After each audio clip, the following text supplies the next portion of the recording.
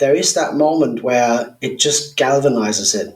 And you know whether you want it or not. With the super odd occasion when maybe there's been some politics behind the scenes that you weren't privy of, but usually you know whether you nailed it. And that, for me, in those moments of flow, that feels like alchemy. Welcome to the Alchemist Lounge. What if you could hang out with high-performing executives, entrepreneurs, and leaders? Ask them about how psychedelics have impacted their self-improvement journeys. Then take an insight or two to guide your own growth.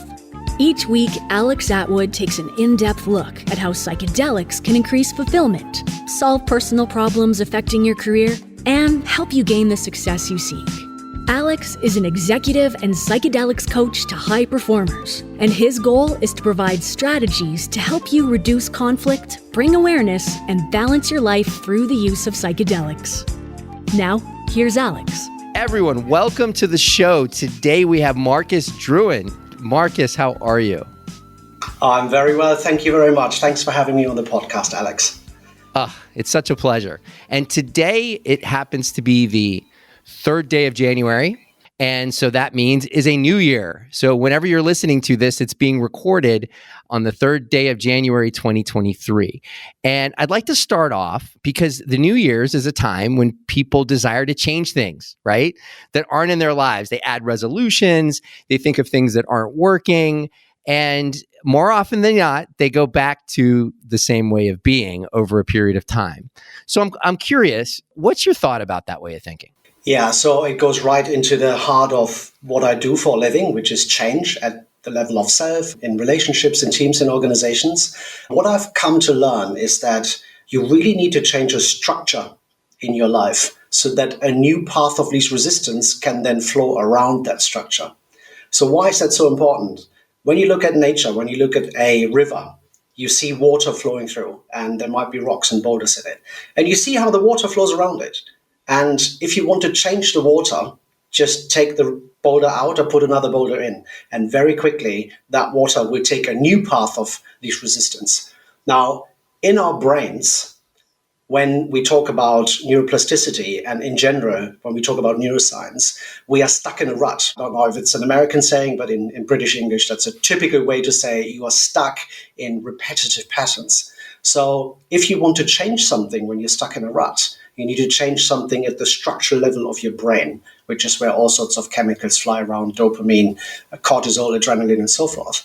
And so with New Year's resolutions, it's great to have an aim, brilliant, and it's more important to really think about how can I now create a structure so that whatever I want to become or whatever I want to change in my life has a fair chance. I love that. Well, first of all, I love the analogy of a stream and putting a boulder there, and the stream inevitably must take a different route. So what a brilliant way to point at the structures in your life and how most of the time, even though you make a resolution, you haven't taken the time to look at the structures that have enabled whatever that way of being that isn't working is. So that is brilliant. That is absolutely brilliant. And something I'd like to add to that to a small degree is, and I was listening to a podcast recently, I think it was Russell Brand, and he said that change is possible if we collectively will it. So what does that mean to you? And how do we collectively will something anyway? Well, this is the big conundrum because at some level, I can only change myself. I can't change anyone else, right? However, if I change, let's just say I become more empathetic or more patient, whatever, then the people around me, they can't help but adapt to my change. And that then catalyzes a change on their end.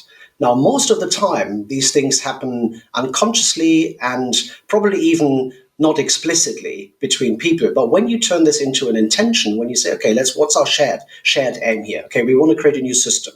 That system needs to be more fair, more transparent, more equitable, and so forth, which in my world is a lot about Web3. That's something that really excites me. And that's how you can then orchestrate a lot of people through global coordination to do the same thing. And there's a point which I think refers to a law of physics. It's called the Schelling point.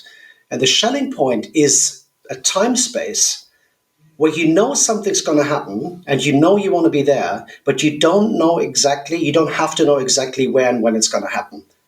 That's the Schelling point. So practical example, There's going to be a huge rally on Parliament Square in London or somewhere in New York or DC or wherever. And you just know it's going to happen. And when? You just show up. Miraculously, you show up. Maybe you are 10 minutes off or a kilometer off or a mile off, but then you will see people going all in the same direction. So you realize, okay, this is where it must happen. And so this is why we have to have shared aims in order to really change something, because if we all pull into different directions, that's what we have at the moment with an incredibly polarized society. But I guess for like a practical way, if you're a business owner, and the coaching that you do, from what I've seen, is mainly around groups and organizations, right? So if you're a business owner or manager or something like that, and you really want to cause change, you want to transform your group, what I heard was it starts with an intention. But tell me a little bit about how that intention can actually evolve into a sustainable change within a group. Yeah, so this gets us into what's the opposite of a shared aim? It's to have sources of conflict, right? And there are three main sources of conflict. There's different interests, different perspectives or points of views, and then different values. And they all require different remedies. So if you have different interests, I want to go to the Thai and you want to go to the Italian. How do we do that? We have to negotiate. You can negotiate different interests, like business interests, economic interests. This is, if you look at it even at a global level, right, with the Economic Forum and the UN, it's all based on interests and negotiations. So that's that. Then how do you solve the second like source of conflict? Different perspectives. Well, it's all about listening and like really active listening and being curious, almost like going on a joint exploration together to see what the other person actually really means when they say X. And this is where language is so important. We have to deconstruct language. We have to do a lot of inquiry and really ask people, what do you mean by that? This is how you can solve that dilemma. And then the third one, having different values. Well, not just in business, but also in my private life, I've just come to the realization that the best thing and almost the only thing you can do to rectify that is to just tolerate, to just accept and tolerate and give in, because you ain't going to change anyone's values. It's not going to happen. So either you can then go together because you are enough on the metaphorical same page, or you don't. So let's wrap this up. We turn the three sources of conflict by putting the right remedy in. And now we have shared interests, we have shared values. And when it comes to different perspectives, it's good to have some that are similar and some that remain diverse, because if we all would think the same, it would be groupthink. And that conversation in itself is a whole day worth of team development. To just have a normal conversation about your strategy, about OKRs, about the product, and to then go on the metaphoric balcony and really dissect whenever something feels a little bit like edgy, a little bit not quite flowing like earlier with the river and the water. If out of a sudden there's a boulder now in the flow of the team. Really think about what is it that we all can observe here, and then name it, name the elephant, address the issue. And through that process, which is very much a social process, has nothing to do with business as such, but through that social process, we can now look at management tools like OKRs, Objective Key Results, or Lean Startup methodology. And now we can encode at a much more practical, business-oriented level what you're talking about, that kind of like shared vision, shared aim, shared direction. It's two things. It's the what and the how. And we start with the social aspect of it. Is that right? Well, ideally you do. And most of the time, people don't. And this is where it falls flat. I've been guiding teams and witnessing teams sometimes for many, many years. And no matter what conversation they have the same problems. Because it's the how, it's the people. It's not the topic. Yeah. It's always the people. Yeah, it's always the people. Have you seen a big shift in the companies that you work with? Have you seen more transformation happening in terms of relating to the people in the organization? Or are you seeing it still being somewhat stagnant? So the biggest shift that I've seen in the last 3 years, and that is decidedly because this is pre-COVID, post-COVID, pre-lockdown, post-lockdown. Yeah. That triggered a lot of change and shifts in people in their private lives and also at work. And pre-COVID, it was very difficult to get seasoned executives to show vulnerability. This whole classic Brené Brown thing, like there can't be confidence and courage without vulnerability, right? A lot of people would struggle to the point where they wouldn't even answer my coaching questions or my facilitation question because they were so afraid to just, put their pants down and just, show the world what they really think or what they really like. And I find it absolutely amazing that it took 2 or 3 years of Zooming, which a lot of people claim they dislike, but I actually witnessed the shifts, not despite of Zoom, but because of Zoom.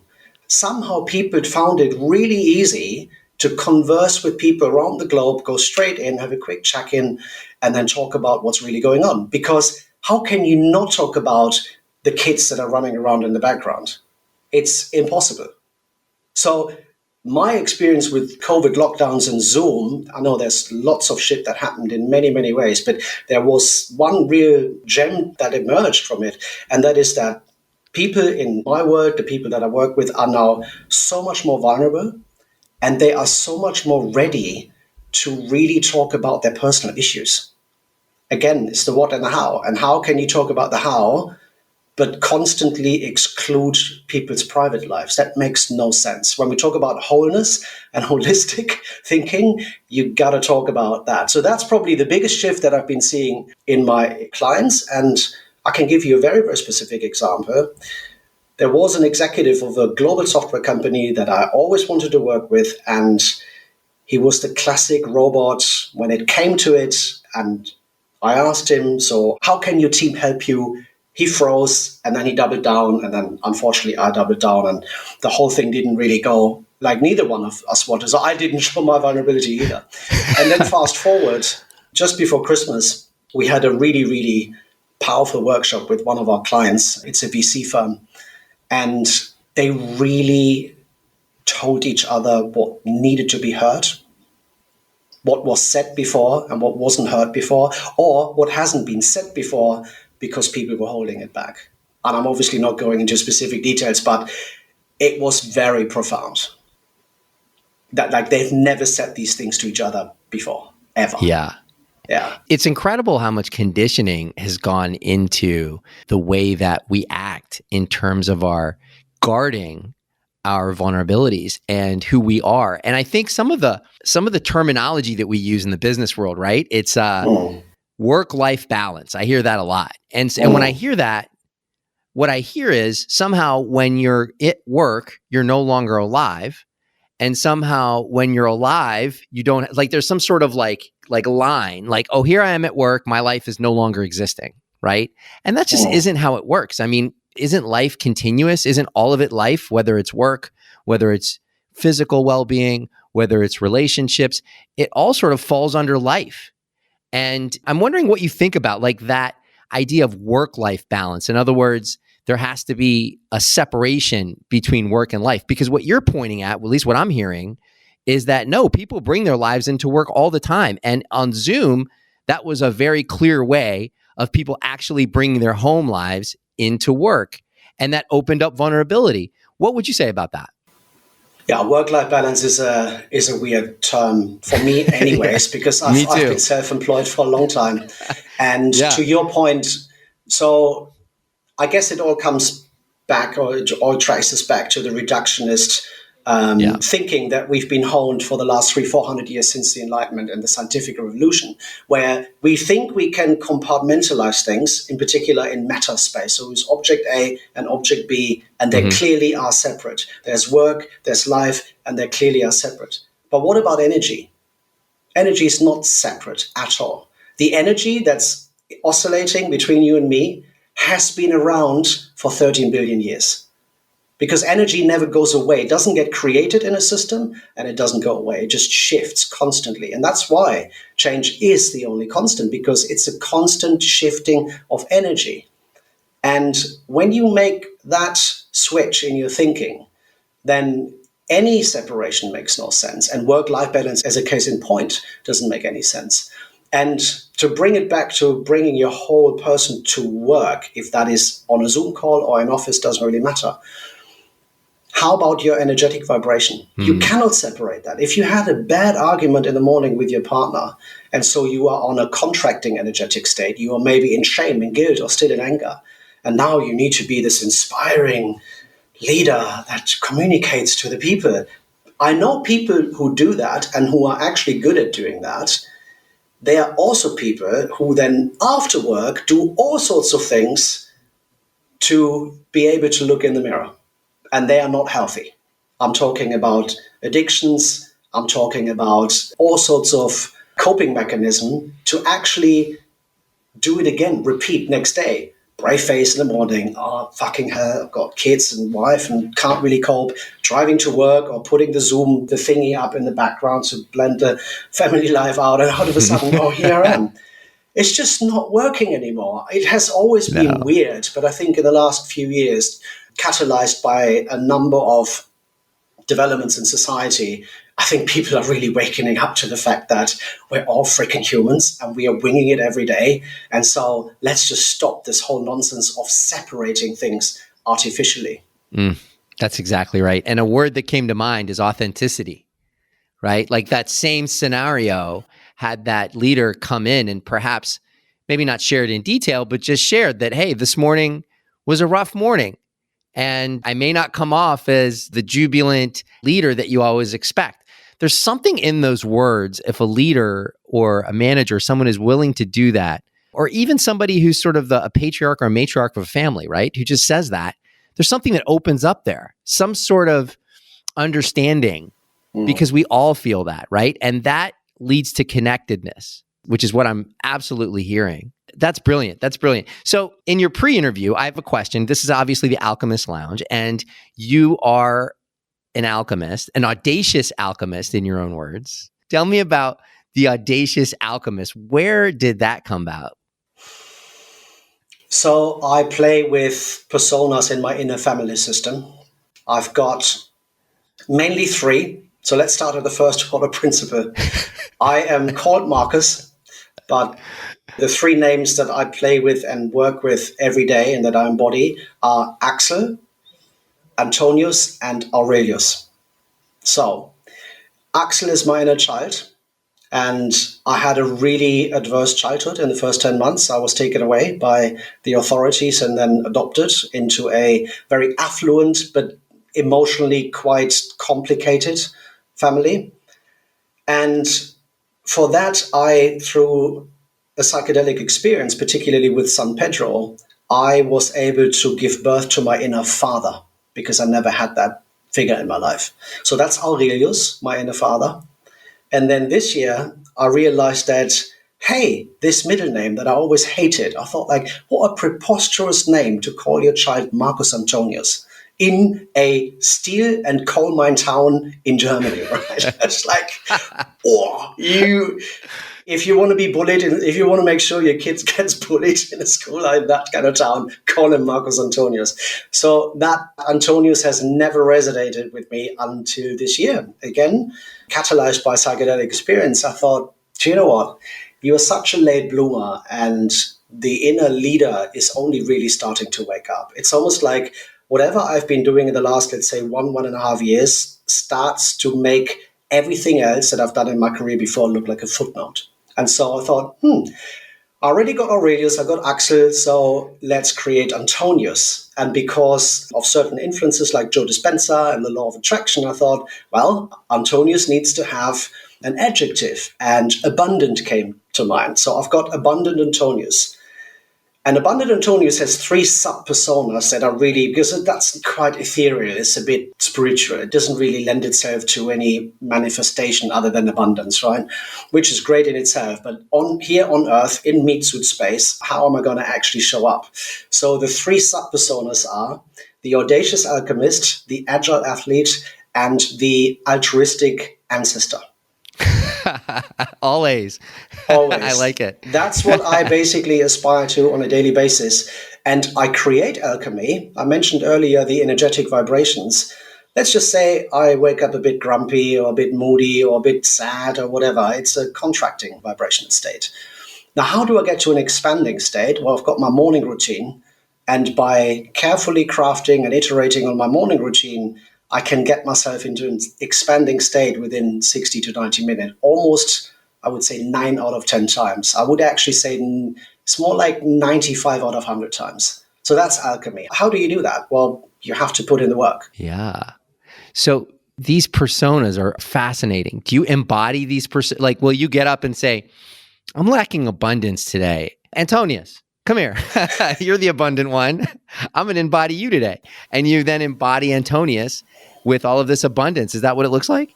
Yeah, I do have. So very cool. I do go through my day. So I do some visualization. I've got some, there's this metaphor of if you want to get shit done, and there's a big glass vessel of water, you need to first put the boulder in. And then afterwards you put the little stones in, and then you put the sand in, and then the water in. So the boulder is always the single most important things to do in the morning.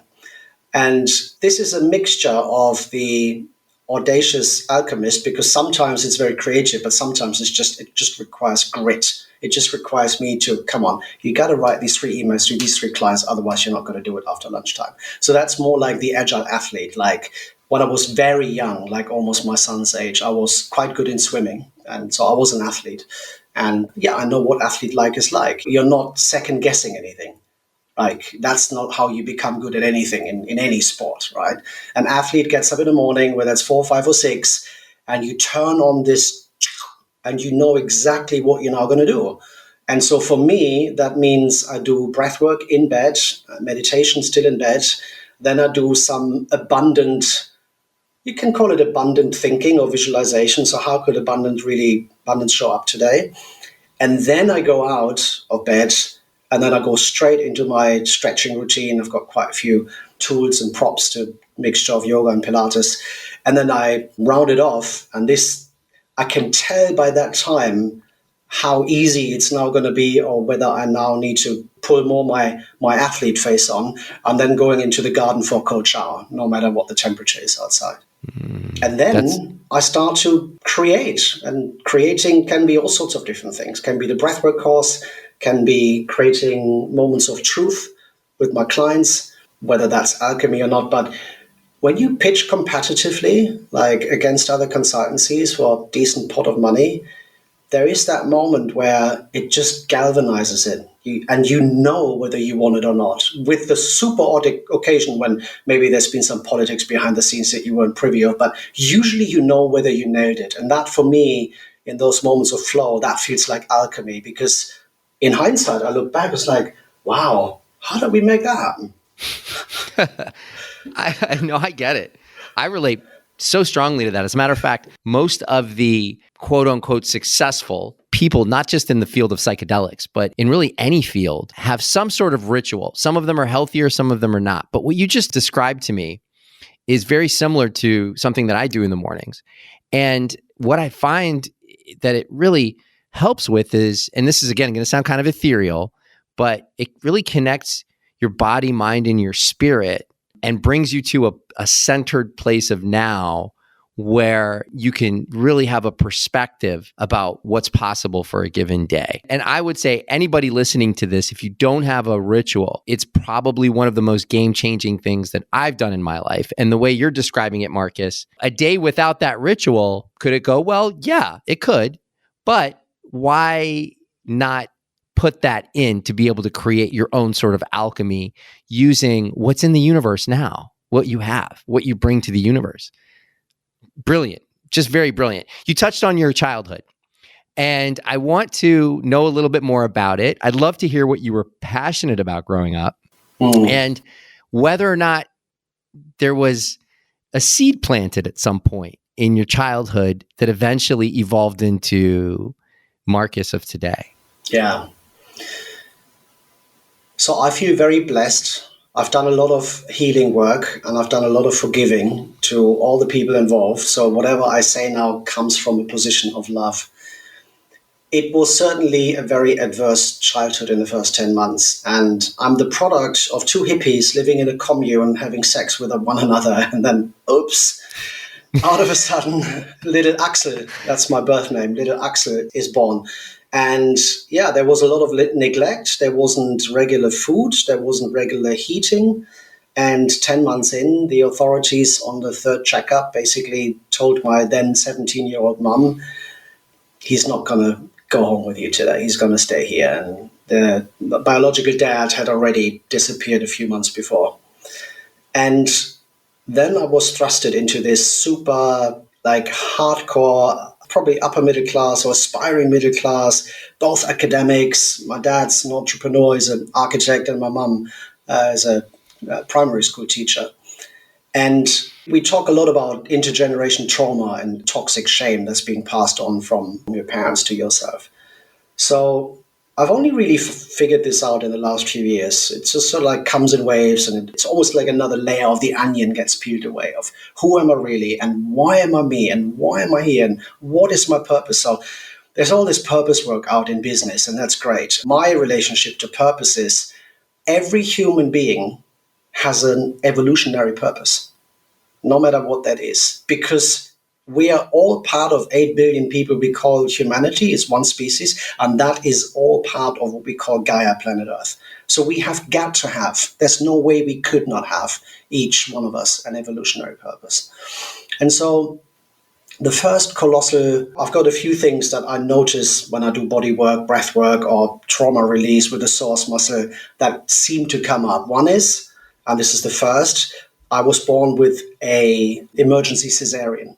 And when I started to follow the work of Stan Grof, I was like, holy moly, a few things make sense now, given how I was actually pulled out of that body of my biological mom. That's the first one. And the second one is, okay, 10 months in, you can't speak, and out of a sudden, the single most important person in your life disappears. And you are then in the care of 2 other people that make it feel all nice. I was sick, they made me healthy, and over the first 2-3 years, everything seemed to be really going nice, even though it probably must have been quite weird to just not have your next of kin touching you. And then things started to get a bit dark, particularly with my mum. Back in the days, I think, a lot of people beat their kids. I think my mum probably took it a few steps further than most other people. So that created some quite profound trauma that I'm still releasing on today. And then the other thing that probably had a super strong impact on also my adult life is I'm a bit neurodiverse. Not quite sure I would qualify as an autist, but I definitely have autistic traits. And my son has a diagnosis. So there seems to be something in the lineage in there as well. So if you look at my childhood and my teenage years, I was in the wrong life.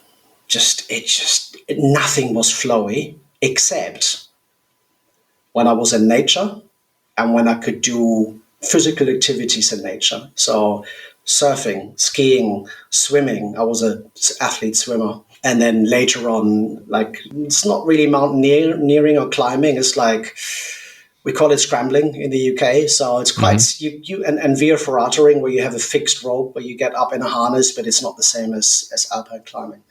So I remember the most blissful moments, let's say as a teenager and then also as an early adult, they were all in that scenario. Nature and physical activity and being in my own head, because I had a lot to process and I'm very extrovert. So I always needed the complete retreat from people. And I would go on surf trips for 3 weeks on an outer island in Scotland with about 50 people and 5,000 sheep. That would be like how I would restore and recharge my batteries. Very interesting. And so now you have psychedelics that you've incorporated and learned, the powerful results that can be experienced through a psychedelic journey. How did you discover psychedelics? Yeah. So at some point in anyone's life, and I see this now with someone very close to us who attempted suicide, at some point in your life, you have to take responsibility for yourself. You can't blame parents or teachers or anyone else. And yes, there is an artificial age called the age of consent, 18. It used to be 21. But some people might not get there in their 30s or 40s. And some people might have to actually get there in their early teens, because if someone else doesn't give you the environment that you need, then you need to do that. The reason why I'm mentioning that is I then failed colossally over the next 2 decades to assume that responsibility in my life.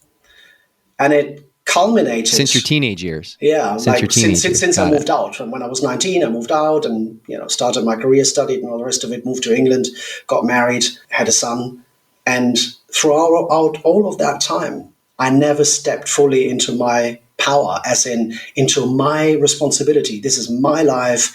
Yes, this happened in the past. I've got the tools. I've got the resources. Let's sort this out. I just failed miserably, and I was an angry man, if you want to call it that way.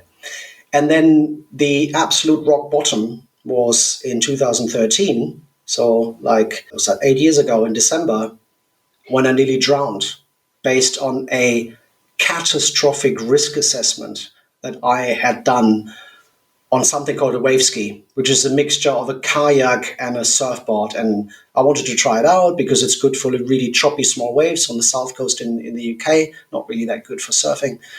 And yeah, I just capsized and I couldn't get out of the belt and I nearly drowned. And the more important part of that experience was I had a complete ego dissolution, complete non-dual experience. It was blissful. There was no narrative. It was just okay with what was happening to me. And then because it was close to the shore, the people that saw me, my ex-wife, she screamed them into the water eventually when I didn't come up anymore. They put me out. Now, at that point, I have an existing yoga practice and a fledgling meditation practice, but I never taken psychedelics before. And because of that experience, I could now really relate to what in particular one of my yoga teacher was talking about. I was like, okay, wow, this is really profound. And also at the same time, I had some mates who had started to invite me to house parties in their own home, in our own street. And that was the first time I'd ever taken MDMA. And I was absolutely blown away by it. I had completely different preconceptions on what this might do to me. I really liked it. And I think 2-3 sessions in, this accident happened. And I knew that they also took mushrooms, psilocybin mushrooms. And this is when it all came together. Tim Ferriss, he was the first podcaster alongside Joe Rogan to really put it out. And I thought like, okay, well, this stuff like MDMA, psilocybin, and now even cannabis, this can be taken in a completely different setting. And I was super lucky that I had a therapist of probably 4 or 5 years at the time who I could just talk openly about this. Turns out she was a hippie in the 60s, 70s in India, so she knew all about it. And I basically benefited from what we now call psychedelic assisted psychotherapy. And that was the turning point, not a single event, but the 2-3 years of really doing that on a regular basis was the turning point to become from a blame gamer, like life happens to me, it's all your fault, to someone that says, no, I'm in charge here, I create, and whatever I choose, it's the consequences I need to live with. So that's like 6-7 years of going through that phase in my life, mainly assisted MDMA and psilocybin.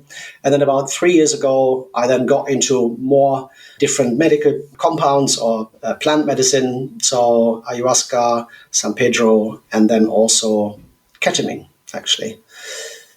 And that's when I had, again, I crossed another threshold. And I'm now in this phase where I'm more co-creating than creating.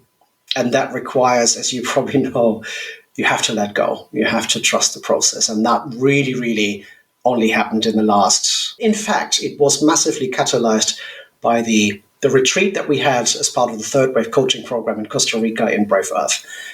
I just had this moment with the source, or other people call it God. I had full-blown mystical experience. And the voice just said, after hours of just lying there, let it go. I'm like, what? Yeah. Just let it go. It's like, no. It's not that easy. No. It is. That's exactly how it works. And that was it. That was the only thing in terms of language, narrative, script, or whatever you want to call it, that I can remember from this beautiful experience. It was, other than that, just pure being. And so when I then came out of it and started to integrate it, the first thing that I could immediately put into practice and embody and really, really execute was to offer to my son to live with us. So at the time, he was here only 30%. His mum was going to move to Cornwall, which is like 4 or 5 hours drive away. He's in special needs school. It doesn't exist there. Out of a sudden, I realized, okay, this is not what I signed up for because of the way we divorced. But okay, let it go and let him come. And he's been living with us since September. And it is one of the most profound decisions I ever made in my life, especially with my history of basically my biological dad disappearing. Wow. Yeah. Talk about healing trauma and ancestral trauma. Wow. That is fascinating. So your first psychedelic experience was a near-death experience, and you consider that psychedelic, which I actually do as well. And that was a catalyst for you to come down this path. So let me ask you, so how much influence does your psychedelic work have on your organizational coaching and leadership practice? So at the moment, they run in parallel. I've got a consultancy called Audacify, like we make work more audacious or change more audacious, and I've got a business partner there. And then I've got this sidekick project called, it's quite a long-wieldy name, the Psychedelic Map For Change, or short, the PMFC.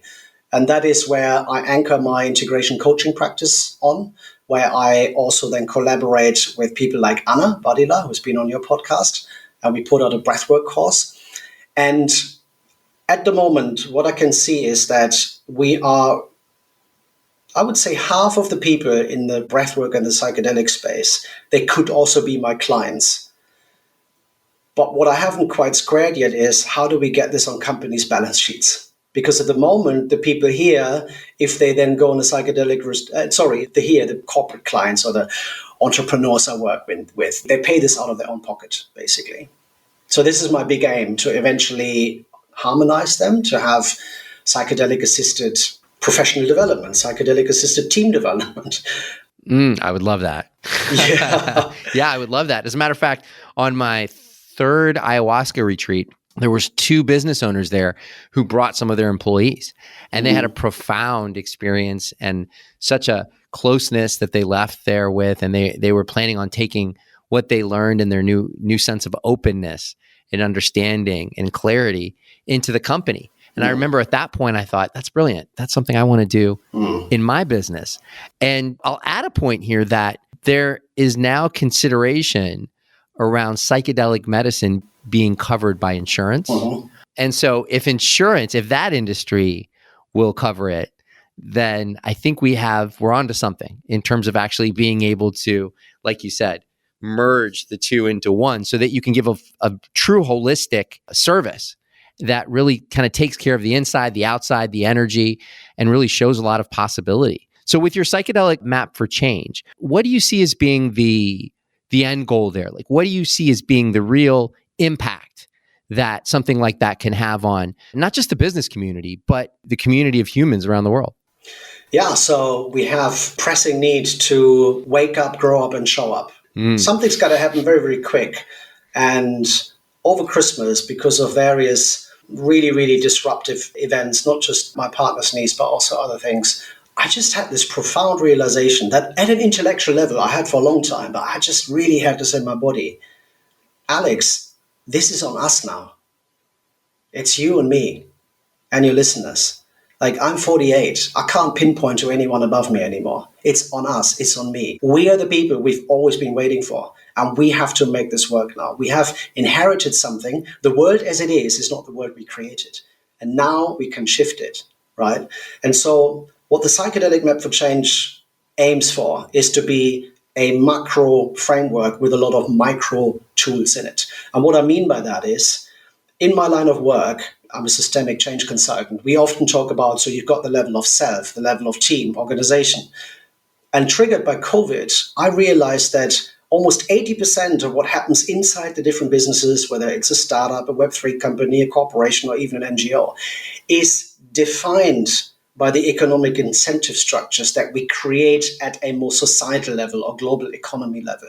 And unless we don't go there and change that, no matter what I and other people are doing and the leaders with the good intentions, it ain't going to happen, at least not fast enough and profound enough. So the macro framework really helps people to understand that you are all these levels. It's not like you're you and then there's the organization, or you're you and then there's society. No, for fuck's sake, you are the society.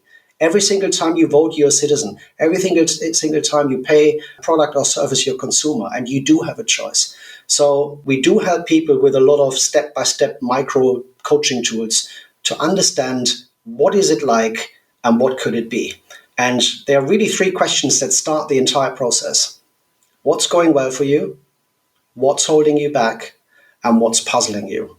And you can spend an hour on that. You can spend a whole day on that, different levels of depth. But you will be able to create an inventory of green, yellow, and red Post-its, like on a Miro board.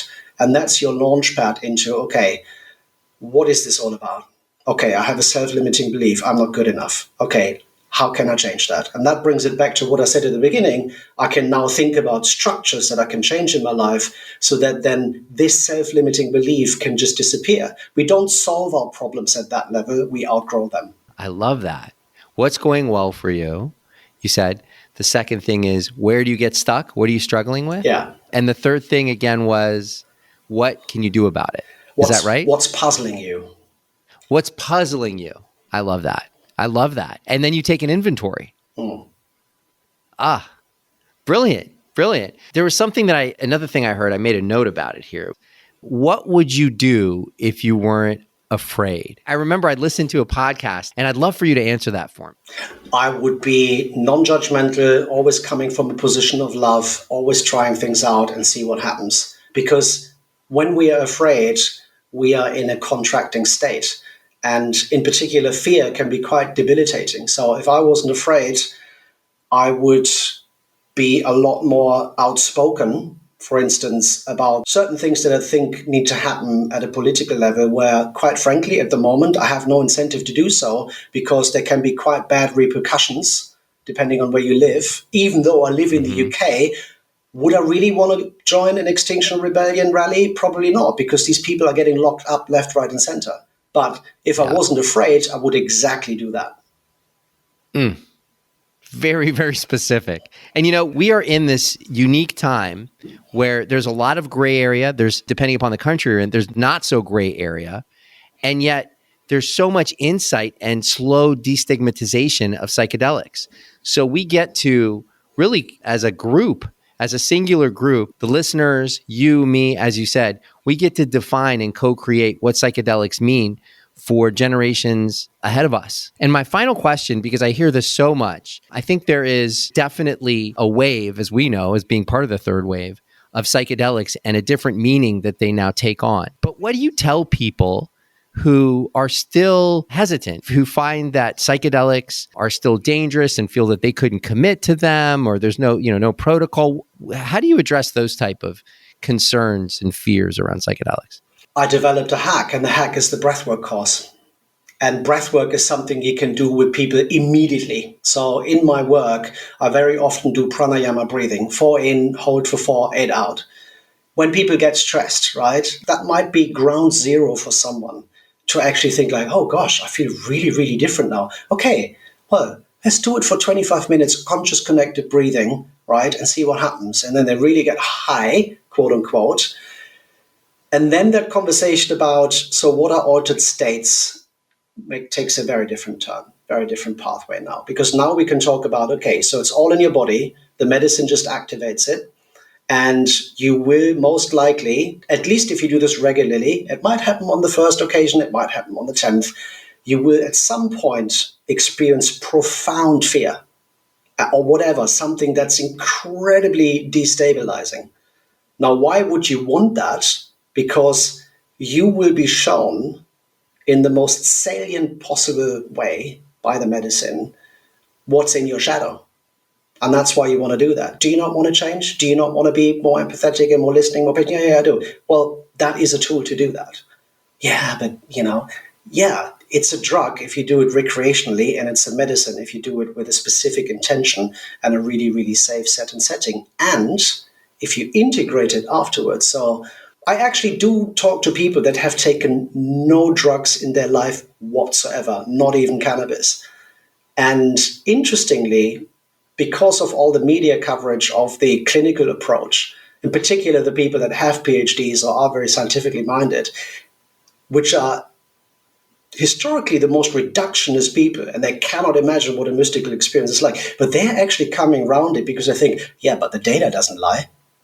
So I often talk about the clinical trial, like the efficiencies and, how it really helps people. And that seems to be a bit of a door opener. And as I said, breath work in the here and now, just getting someone that visceral experience of what it feels like. And then they're like, oh, is it like, 10 times, 100 times, 1,000 times? Well, I said, well, that's a different conversation. But it's the one thing is you can't stop it. And if you try to stop it, the medicine is going to show you its boss. Whereas the breath work, the holotropic breath work, you can stop at any time, and then maybe it takes 1 or 2 minutes for the tetany if it arises to just wean off. But if you are on a 6 to 8 hour trip, you are on it.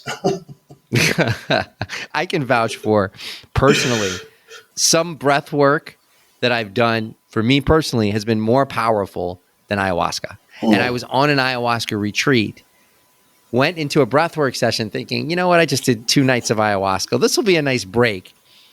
And I was yelling. My body was convulsing. It was something else. So to those who have not tried holotropic breathwork, I absolutely, first, don't take my experience. You may not have the same experience, but it is absolutely powerful. And it's a great either supplement to psychedelic for those who aren't comfortable with psychedelics yet. It's a great entryway. So thanks so much for coming on the show, Marcus. This was such a fascinating conversation. I think we touched on everything. What's next for you? Good point. This is actually my New Year's conundrum, which I haven't solved quite yet. So we've got the breathwork course that starts on the 11th of January. And I'm putting out a more classic academic teaching course out also on a platform called maven.com. Going to go into an accelerator, do it together with other teams, and then probably in February that's going to be live as well. So really not psychedelic stuff, but it's all based on the Psychedelic Map For Change, both of these, let's say, experiences. And then the third thing that I'm currently experimenting with in a really, really it changes me every time I really do this work. I'm part of a group called PowerShift Journeys, and it's a bunch of people that have basically brought self-organization to businesses, holacracy and other concepts. And it's called PowerShift Journeys because we have a shared aim, right? There's the same interest and the same values to offer psychedelic-assisted professional development for people we call for-purpose agents. So these could be in corporates, these could be in Web3 companies and startups, wherever. But they do see themselves as exactly what it says on the tin, for-purpose agents. They have a purpose. They want to catalyze change. And we want to give them not just the classic tools of leadership development, but psychedelic-assisted leadership development in a way that does not compound existing power structures. And that's the challenge. So I'm a white man, for instance, how do I and other people create something that does not compound 500 years of colonialization or 10,000 years of patriarchy? And that's why it's called PowerShift Journeys. I'm an early contributor and I'm not quite sure where my place in that is, but it's a fascinating and daunting journey at the same time. Yes. And the road will appear as you walk down that path. Yeah, that's a nice one. Yeah, it will. I would love to just sit and talk to you about Web3. I know that you have a lot of ideas on Web3 and how they really relate to what we're discussing here. So I'd like to bring you on another time to really just dig into Web3 and what that looks like in terms of the evolution of humanity. But in the meantime, I absolutely appreciate you being here. You have touched on so many things. I'm sure all the listeners have lots of questions, interests. They've learned a lot. How does someone get in contact with you if they want to learn more? The best way is actually LinkedIn. It's Marcus Druen. We can put it in the show notes. And then the website is called the Psychedelic Map For Change.com. Those are the two most relevant ones. Yeah. Awesome. Check out Marcus on LinkedIn, the Psychedelic Map For Change.com. Thank you so much again, Marcus. We will be meeting soon. Yes. I know it. And we will come together like a supernova. Nice one. Yes, I look forward to that. Yes, me too. Thanks for being on the show, Marcus, and thanks for coming on the Alchemist Lounge. Thanks for having me. Thanks for listening in to the Alchemist Lounge. If you enjoyed this episode and you'd like to help support the podcast, please share it with others, post about it on social media, or leave a rating and review on Apple iTunes. To catch all the latest from Alex Atwood, you can check out his website at alexatwood.co. Thanks again, and we'll catch you next time at the Alchemist Lounge.